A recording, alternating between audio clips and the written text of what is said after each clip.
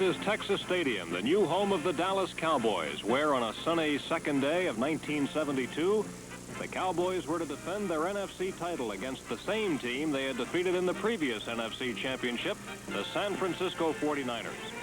Once again, it was up to quarterback John Brodie to crack the tough Dallas defense. And while Brodie had not had a super season, the 49ers considered themselves a better overall team than ever before. But Tom Landry, the only head coach in the 12-year history of the Dallas Cowboys, also had a better overall team than ever before. And as always, the constant factor in the Cowboys' success was defense. All-everything tackle Bob Lilly and the Doomsday defense were in the playoffs for the 6th consecutive year, a record unmatched in NFL history. They had won a club record 8 straight games and were undefeated ever since midseason, when Roger Staubach took over at quarterback. The Cowboys were ready to win their 9th straight, the next to last step on the way to their first world championship. I'm Andy Musser, and this is the NFL Game of the Week. On the game's first offensive series, Roger Staubach, Duane Thomas and company had their problems getting untracked against the tough 49er defense. Staubach did manage 2 first downs for the Cowboys, both on passes. One a fake right screen pass left to running back Duane Thomas. Staubach got the other first down with a 3rd and long conventional drop back and throw to wide receiver Lance Allworth. The good catch by Allworth was to be his only catch of the day. When Staubach again looked for Allworth on 3rd down, the 49ers had him blanketed, and the Cowboys were forced to try a 48-yard field goal, which fell short. On San Francisco's first offensive series, John Brodie immediately opened up the running game with number 22, Vic Washington, the flashy rookie, who during the season had accounted for almost 2,000 yards in total offense.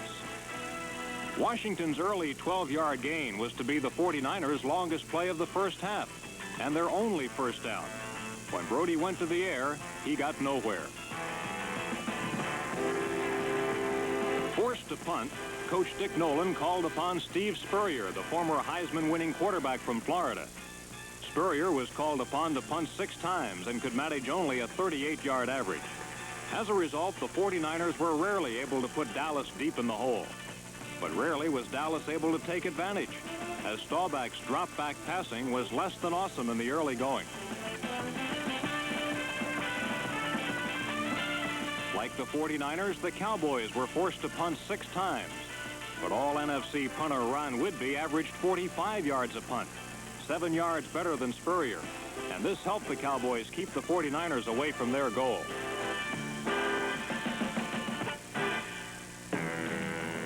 The rest of the first quarter, Brodie fell into a predictable pattern.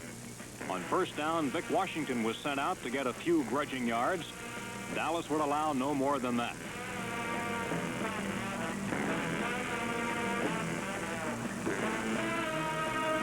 In the middle of the Dallas line, playing his usual role as kingpin of the NFC's best rushing defense, was all-pro tackle Bob Lilly, number 74.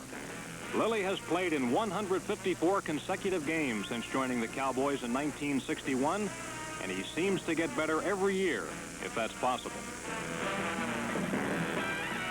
On 3rd down, it was Brodie's pattern to pass, naturally, but he was far off target most of the time. Brodie's play-action fakes didn't seem to help, and the ball continued to bounce harmlessly on the synthetic surface.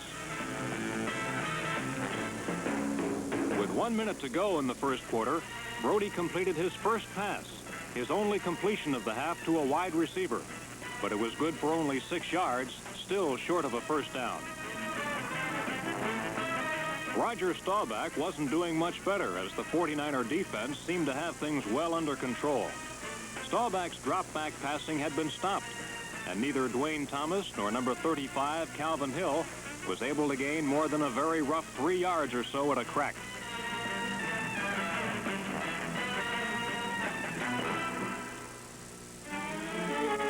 The Cowboy offense had been entirely shut down, but then on the last play of the first quarter, again faced with 3rd and long, Roger Staubach stepped up and got a first down his own way.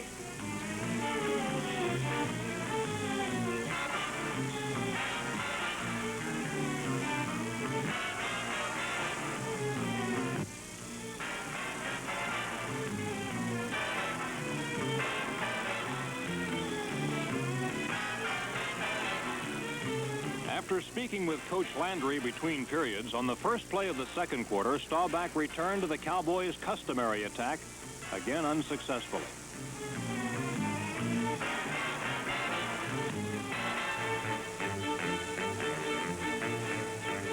On the next play, Staubach sent the entire offensive flow to his left, then started to run to his right, looking for a receiver. What followed was certainly not in the Dallas playbook. Some think perhaps it should be.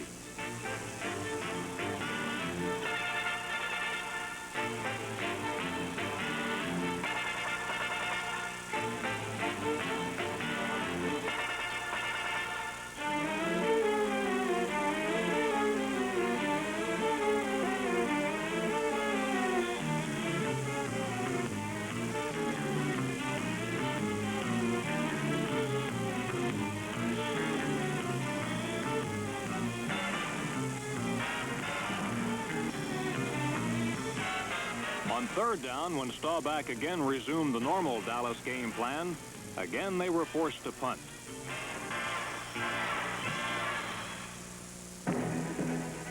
Then John Brodie made his most costly mistake of the year.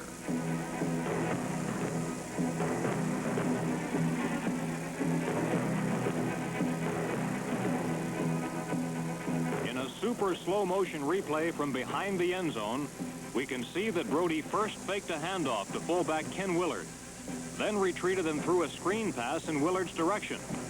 But 6'6" defensive end George Andre was in perfect position to intercept.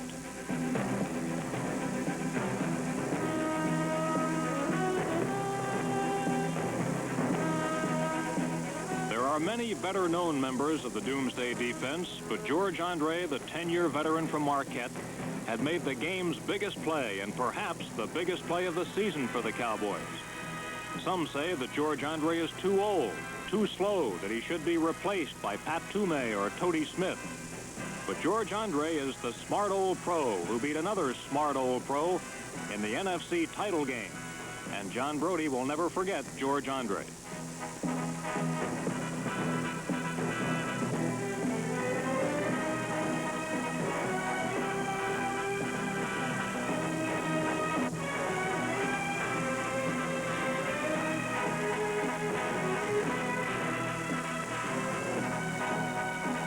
Calvin Hill vaulted in for the touchdown and the 6 points that turned out to be more than enough to win the NFC title for Dallas.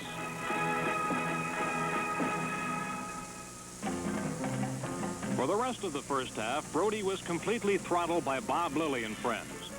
For the half, the 49ers had a total of 1 first down. Brodie's passing statistics for the half were equally embarrassing. In 9 attempts, just 2 completions for a grand total of 4 yards.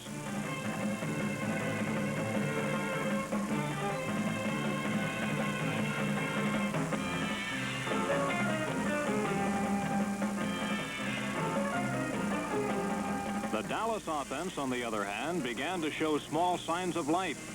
Duane Thomas carried twice for his only 2 good games of the half, 8 yards up the middle, and then 10 yards around left end behind all-conference guard John Nyland, number 76.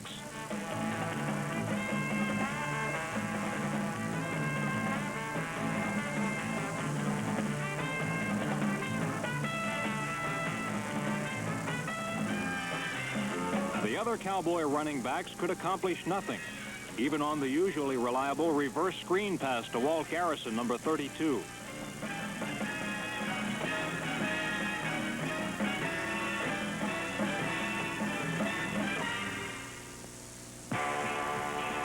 In the late stages of the first half, Roger Staubach took over the game. He rifled one for a first down to Bob Hayes, and on a 3rd and 19 play, he again stayed in the pocket and found his secondary receiver, tight end Billy Truax, for 21 yards, the longest play of the half.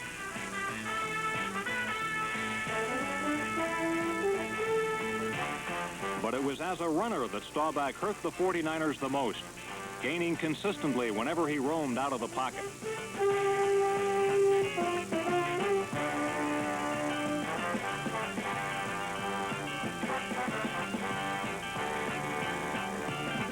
Although Staubach averaged over 8 yards per carry during the regular season, Coach Landry frowns upon such frivolous antics, and a good deal of this frowning results from the depressing thought that one day, the end of a stawback scramble may bring the end of a scrambling stawback.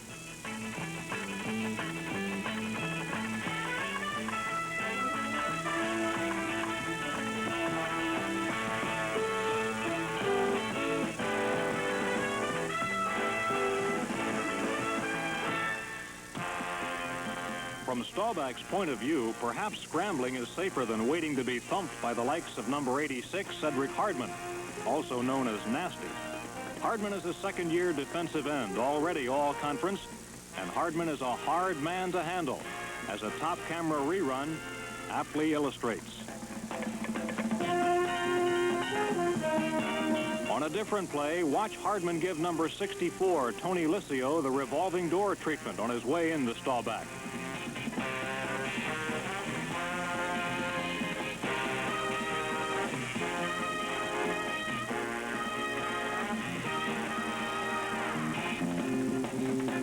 On the last play of the half, Hardman ran over Liscio, chased Staubach out of the pocket, then caused him to fumble. The 49ers recovered the loose ball, the only such recovery by either team in the game. But by then, the clock had run out, and so had the 49ers' fortunes for the first half.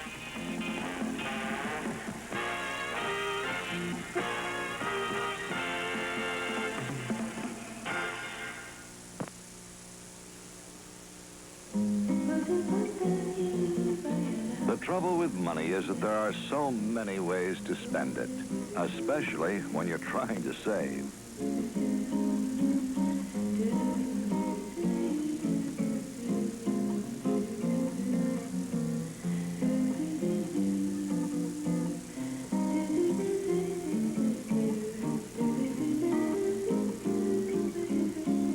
It's your future, protected by saving at an American Express.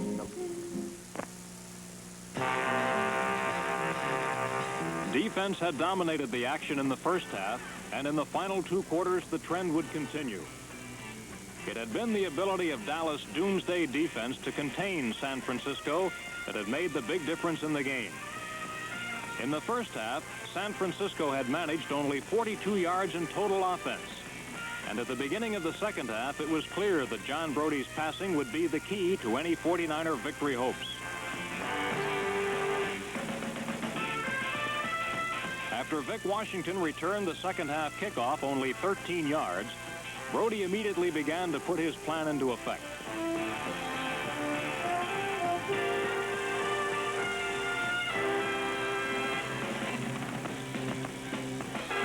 Number 18, Gene Washington, and number 82, Ted Kwalik, were Brody's main targets in the second half, as the 49er offense finally showed signs of life.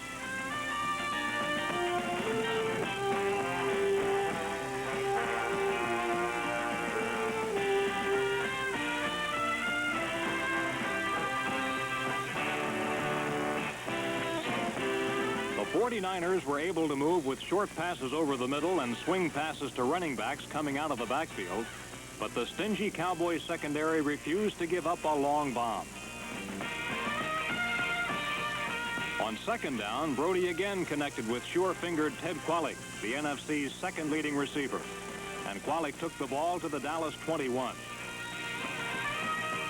But there, another 49er effort was halted, and Bruce Gossett, number 30, was called on to provide the only points San Francisco would manage all afternoon.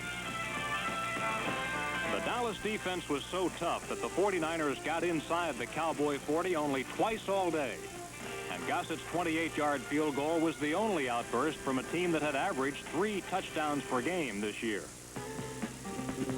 Now it was again Staubach's turn, but he too was facing one of the NFL's toughest defenses. The 49ers gave up the short sideline passes, but did an excellent job of protecting against the Cowboy trademark, the long bomb. Cowboy wide receivers Bob Hayes and Lance Allworth had trouble getting open against the glove-tight coverage of the 49ers secondary. But the Dallas arsenal is so awesome that it can burst a game open at any time. This year, the Dallas running game has been paced by temperamental Duane Thomas, number 33. But in this game, he picked up only 44 yards. Cat-quick defensive linemen like number 70, Charlie Kruger, did a good job of rushing Staubach. But there is one Dallas weapon that no defense has been able to stop consistently, and that is Staubach scrambling.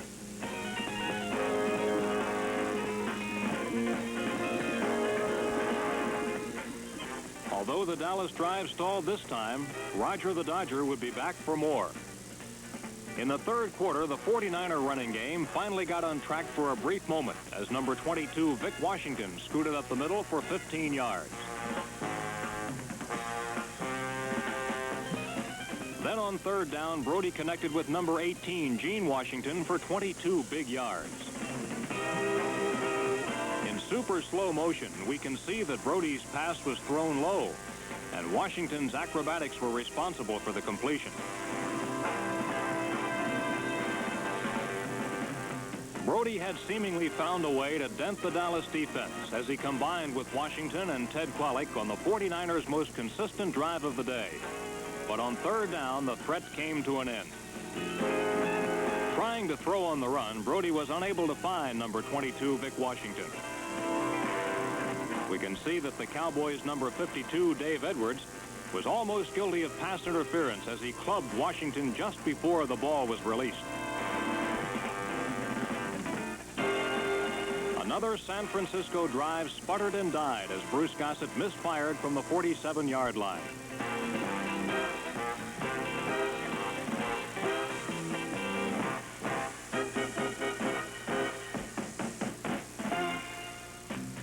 With time running out in the third quarter, Roger Staubach was determined to go back to the air. Although Lance Allworth was ruled out of bounds on this reception, Staubach's ad-lib antics resulted in a 17-yard completion to player coach Dan Reeves, number 30.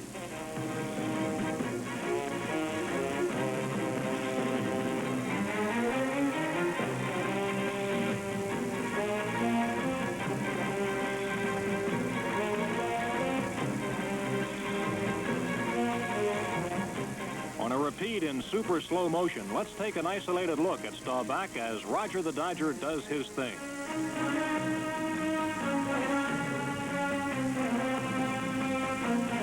Dallas coach Tom Landry would like to see Staubach remain in the pocket rather than risk injury on his daring jaunts, but it was Staubach's scrambling that was instrumental in confusing the San Francisco defense.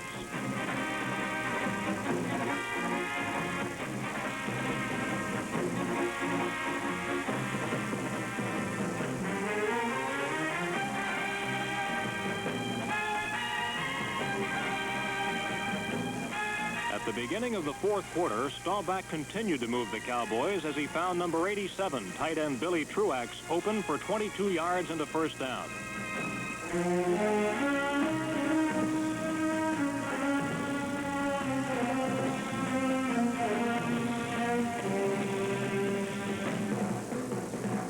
Staubach was intercepted only 4 times this year, and his scrambling ability had a lot to do with this statistic. When he can't locate an open receiver, Staubach simply tucks the ball under his arm and takes off.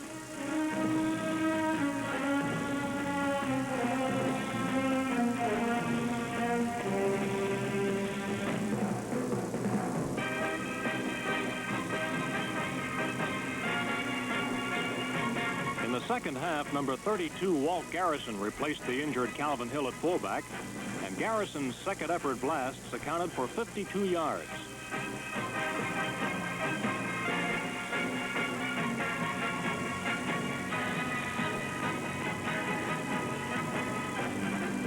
Having established a ground game, Staubach on 3rd and 2 crossed up the 49ers with a bullet to number 89, Mike Ditka.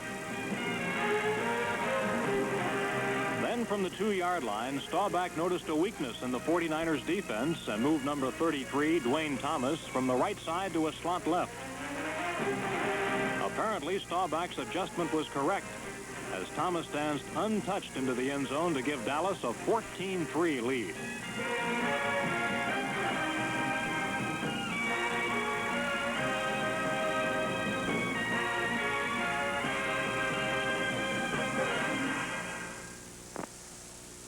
Some credit cards can buy you golf balls, Some cards can buy you ski boots.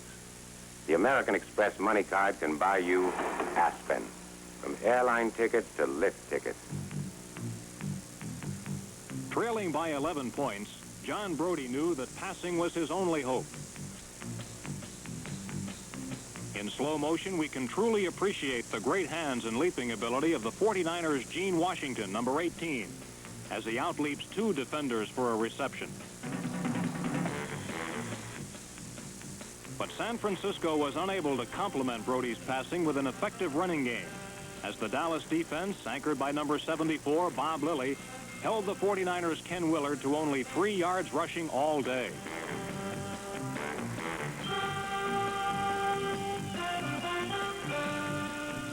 When San Francisco failed to move, Roger Staubach again went back to his most effective strategy.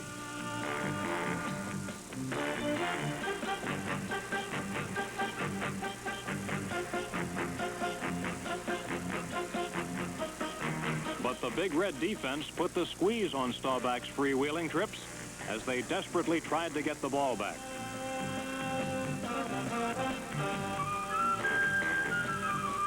With 2.5 minutes remaining in the game, Brodie regained the ball, but it took only one play for him to lose it again. Brodie's second interception came at the hands of Wiley Leroy Jordan, number 55, who returned to the San Francisco 23. Although Brodie's passing had improved in the second half, interceptions ruined key 49er drives. The Dallas theft set up a field goal attempt from the 24-yard line, but Mike Clark's kick was blocked by Frank Nunley, and with only a minute and a half remaining, the 49ers retained only a shred of hope.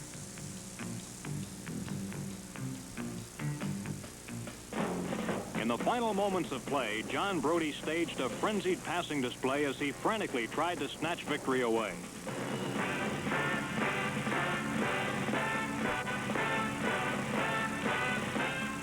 Brodie is a hard-bitten leader who refuses to give up until the final gun sounds. But on this day, he was unable to score against the skill and experience of the Dallas defense.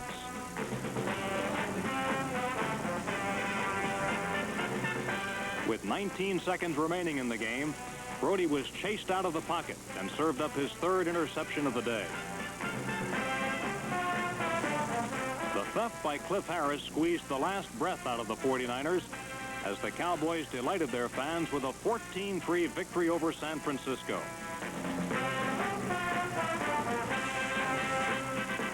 In a game that must have put the scoreboard operator to sleep, Tom Landry's doomsday defense held Dick Nolan's 49ers to their lowest point total in 5 years. For the Cowboys, it was their 6th trip to the playoffs, and they were again rewarded with a trip to the Super Bowl. But the victory brings the big one, the game Dallas supposedly can't win. But this year, it appears the Cowboys just have too much talent to lose again.